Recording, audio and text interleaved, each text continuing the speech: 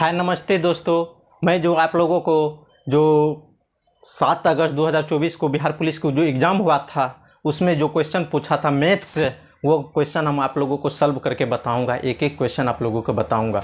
मैं जो बताता हूं उसमें से भी दोस्तों पूछा है, यकीन है तो आप लोग देख सकते हैं। मेरा फर्स्ट वीडियो अपलोड किया हूं साधारण ब्याज से, तो मैं उसमें बताया हूं दोस्तों कि इसमें से एक ने एक प्रश्न आप लोगों को ज़रूर पूछेगा, तो उसमें से भी एक प्रश्न पूछ दिया है दोस्तों। यकीन नहीं है तो मेरे वीडियो के देखिए, वो प्रश्न को हम जो है सॉल्व करके आप लोगों को बताऊंगा कि साधारण ब्याज से कौन सा प्रश्न पूछा है, तो इसलिए ध्यान से देखिए। देखिए फर्स्ट क्वेश्चन क्या था, 7 अगस्त 2024 के जो बिहार पुलिस के जो परीक्षा हुआ था उसमें फर्स्ट क्वेश्चन क्या था। तो फर्स्ट क्वेश्चन था, यदि ax² + bx + c = 0 एक द्विघातीय समीकरण है तो ए का मान नहीं हो सकता है। ए का मान कौन सा जो है नहीं हो सकता है। तो देखिए, यदि ये द्विघात समीकरण के व्यापक रूप हैं तो एक मान कौन सा नहीं हो सकता है, 0 नहीं हो सकता है। ठीक है, ए = 0 नहीं हो सकता, बाकी कुछ भी हो सकता है। क्या समझे दोस्तों? तो इसका आंसर कौन सा होगा, ए = 0 नहीं होगा, बी नंबर का इसका आंसर होगा। ठीक है दोस्तों, ये हम जो है पीछे वाले वीडियो में बहुत सारे बता चुके हैं, ये 10वां के सवाल हैं। ठीक है दोस्तों, अब दूसरा प्रश्न क्या है। दूसरा प्रश्न है,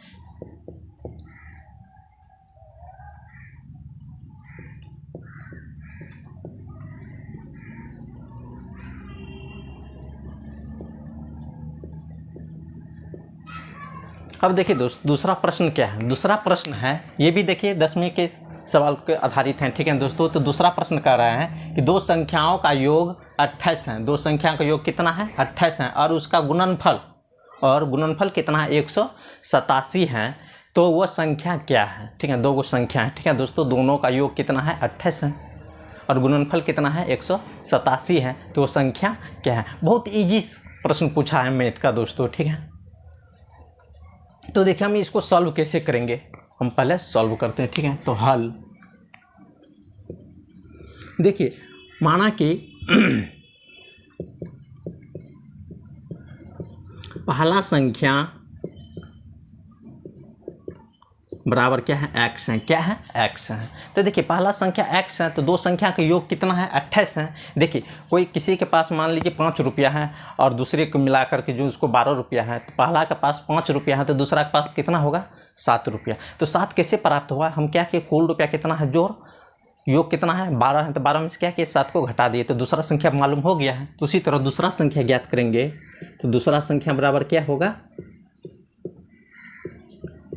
कुल योग कितना है, 28 है, तो 28 में से हम क्या करेंगे, x को घटा देंगे, पहला पास जितना रुपया है उसको घटा देंगे, तो दूसरा संख्या मालूम हो गया। ठीक है, अब देखिए प्रश्न से कह रहा है कि गुणनफल कितना है, 187 है। गुणनफल कितना है, 187 है। तो गुणनफल देखिए कितना है, दोनों संख्या का गुणनफल 187 है, 187। अब देखिए 28 में x से गुना हुआ तो कितना हुआ, 28x माइनस x में x से गुना हुआ तो x² बराबर कितना हुआ, 187 हो गया इतना। अब देखिए हम क्या करते हैं, इसको सजा करके लिखते हैं। तो पहले लिखेंगे x² + 28x बराबर 187। अब देखिए शुरू में माइनस है ना, तो माइनस को हम कॉमन ले लेते हैं, तो कितना हो गया, x² प्लस है तो माइनस हो गया 28x बराबर 187। तो यहाँ हम लिख सकते हैं x² - 28x बराबर -187। इस तरह से हम लिख सकते हैं। अब देखिए क्या है, अब हम इसको ऐसे भी लिख सकते हैं, x² - 28x इधर माइनस में इधर जाएगा तो प्लस 187 बराबर 0। अब इसको क्या करेंगे, गुणनखंड करेंगे। क्या करेंगे, गुणनखंड विधि से हम बनाएंगे इसको, ठीक है। तो यहाँ पर देखिए गुणनखंड होता है तो 187 है, इसको हम क्या करेंगे, एलसीएम करेंगे। तो 11 से लगाएंगे, कितना होगा, 11 1 11, 11 7 77, 11 और 17। तो गुणनखंड आप लोग नौमा दसवां के यदि विद्यार्थी होंगे, नौमा दसवां के मैथ पढ़े होंगे तो आप लोग को बनाने अच्छा से बना सकते हैं, ठीक है दोस्तों। तो हम इसको लिख सकते हैं x square minus 11x minus 17x plus 187 बराबर 0। देखिए इस दोनों में और ये दोनों जोड़ा लगाएंगे, उसमें से कॉमन लेंगे। इसमें से हम x कॉमन ले लिए, कितना बचा, x माइनस 11, इधर क्या करें माइनस 17 कॉमन ले लिए, कितना बचा, x माइनस गुना प्लस माइनस 11। अब देखिए इधर है x माइनस 17, इधर हो गया x माइनस 11। तो यहाँ पर क्या हो जाएगा, x बराबर, इधर माइनस में इधर गया तो प्लस, x बराबर इधर माइनस में इधर गया तो प्लस। तो एक संख्या कितना है, 17 है, एक संख्या 11 है। यदि पहला संख्या हम 17 मानेंगे तो दूसरा संख्या 11 हो जाएगा। यदि दूसरा संख्या को हम 11 को हम यदि पहला संख्या मानेंगे तो दूसरा संख्या 17 हो जाएगा, ठीक है दोस्तों। यकीन है, इन दोनों को जोड़ दीजिए तो कितना होता है, 7 1 8, 1 1 2, 28 हो जाता है। इन दोनों का गुणनफल भी कीजिए तो 187 हो जाता है। तो चलिए दूसरा प्रश्न भी हम आप लोगों को सॉल्व कर दिए हैं। अब चलिए तीसरा प्रश्न क्या है।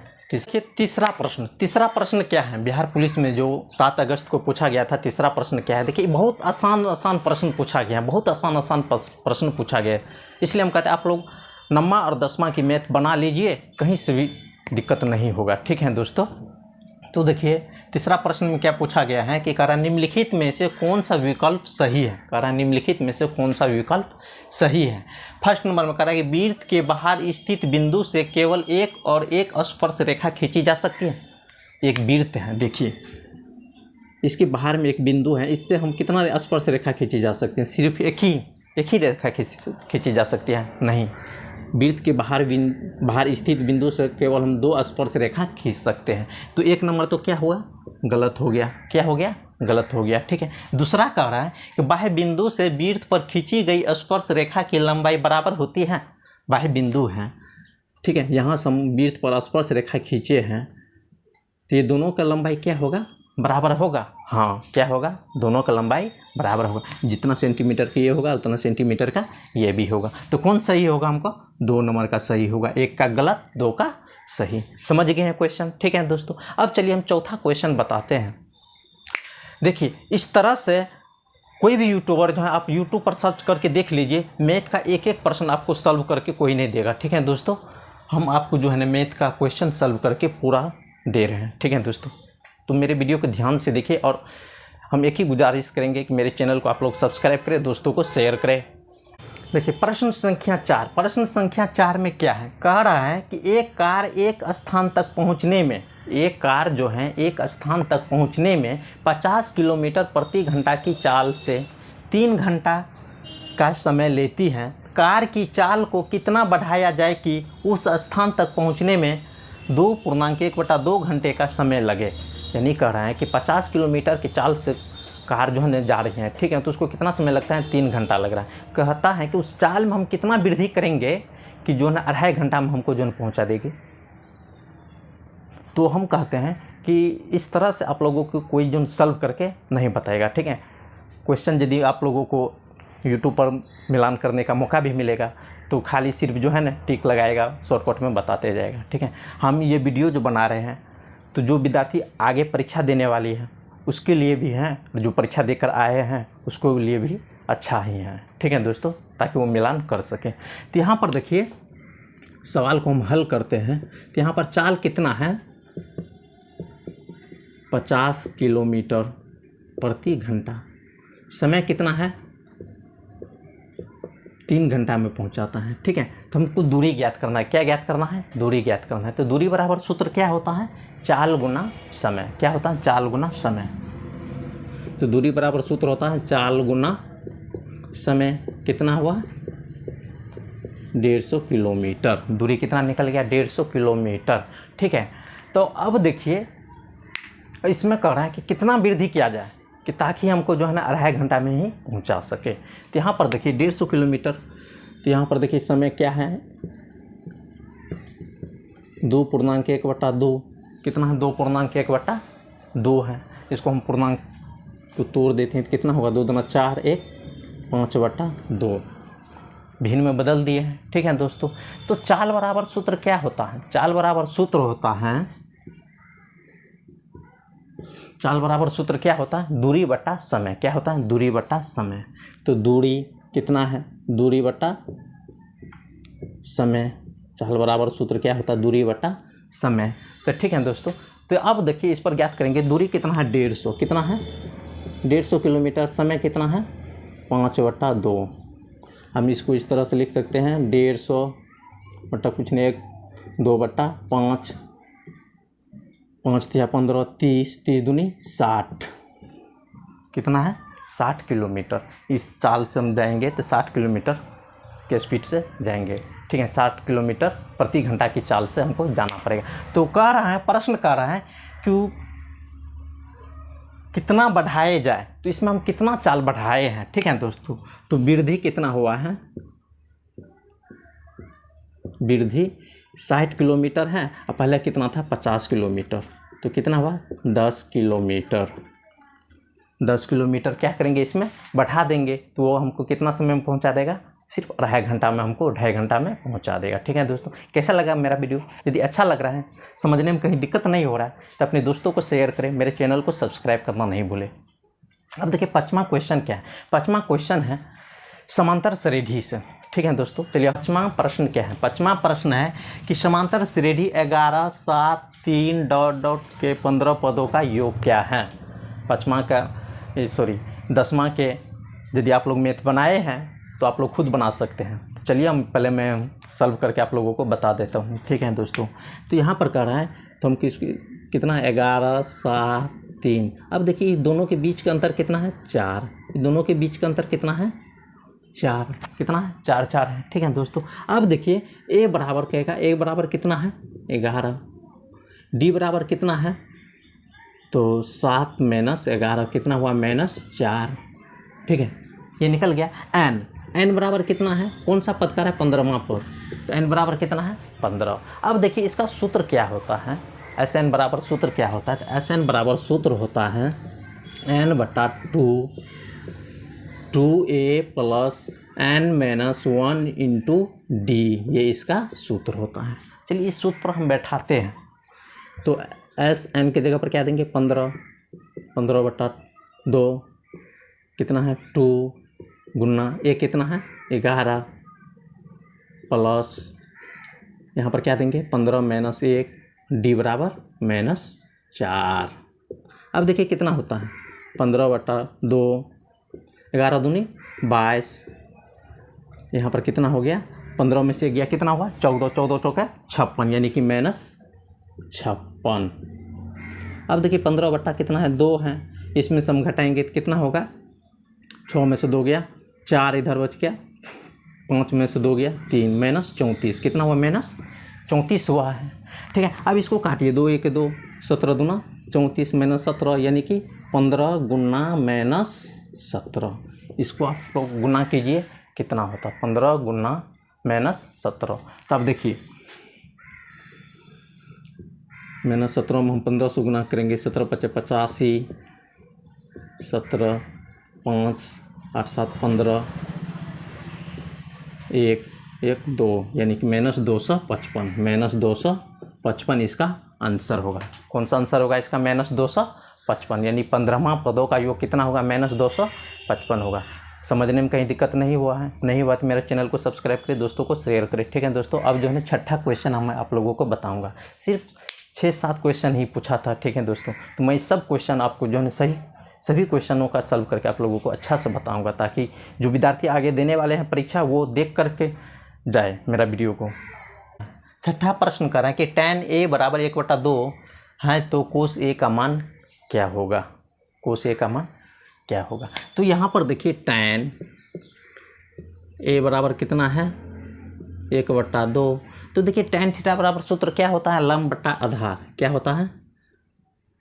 लंब बटा आधार लंब बटा आधार। तो यहाँ पर देखिए क्या कमी है, हमको कर्ण कमी है, तो कर्ण ज्ञात करेंगे। तो कर्ण बराबर सूत्र क्या होता है, रूट अंडर लंब स्क्वायर प्लस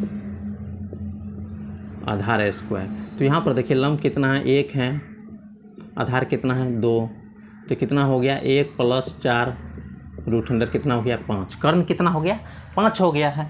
तो देखिए कोस के काटा ज्ञात करने के लिए कोस ए बराबर, तो कोस थीटा बराबर सूत्र क्या होता है, आधार बटा कर्ण। क्या होता है, आधार बटा कर्ण। तो आधार कितना है 2, कर्ण कितना निकला है हमको √5, ये इसका आंसर होगा। देखिए कितना इजी प्रश्न है। ठीक है दोस्तों, कितना आसान प्रश्न पूछ रहा है बिहार पुलिस में। अब देखिए 7वां प्रश्न, ये छठा था, क्या था, ये छठा प्रश्न था।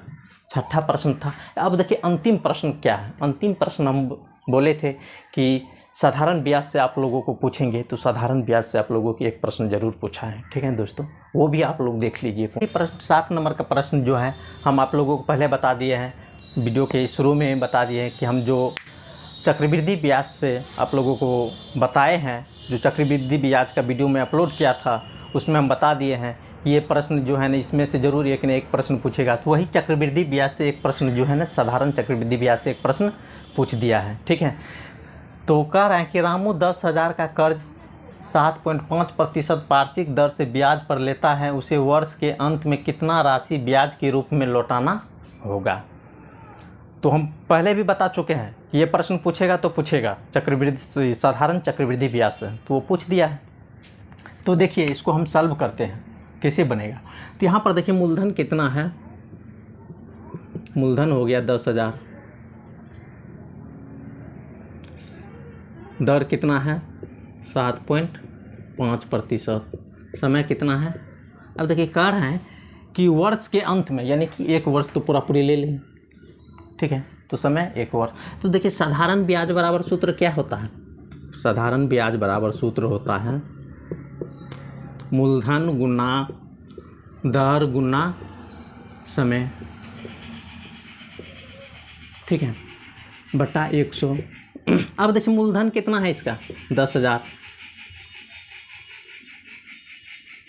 10,000 गुना दर कितना है 7.5 बटा 100 दे देते हैं। ठीक है, समय कितना है 1 वर्ष। ये 2 0 कट गया, कितना बचा 100 गुना 7.5, पॉइंट उड़ गया 0, ये 0 0 कट गया, यानी कितना हुआ 10 गुना 75, यानी कि 750। ब्याज कितना होगा इसका 750। यही ना करा ज्ञात करने कि ब्याज के रूप में कितना लौटाना होगा। तो ब्याज के रूप में कितना लौटाना होगा 750 रुपया, उसको ब्याज के रूप में लौटाना होगा। ठीक है दोस्तों, यही हम लौटाना होगा। तो हम एक एक करके प्रश्न आप लोगों को सॉल्व करके बता दिया हूँ। यदि मेरा वीडियो अच्छा लग रहा है तो आप लोग मेरे चैनल को सब्सक्राइब करें, दोस्तों को शेयर करें। धन्यवाद।